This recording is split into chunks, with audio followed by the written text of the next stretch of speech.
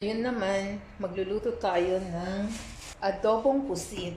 Pero yung less ang water. Lagay na natin ang bawang. Ilagay na natin ang sibuyas. And then, pwede na natin ilagay ang ating tomato.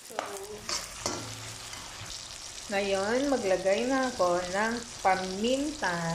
Ayan. After, maglagay ako ng soy sauce.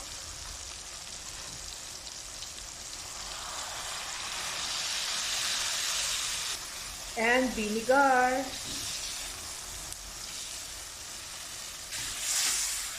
Now, ilagay natin ang pusit. Naglagay ako ng isang sili. Wow! Looks delicious. It's done. Luto na ang ating adobong pusit. Ayan na. Thank you for watching. Keep safe everyone.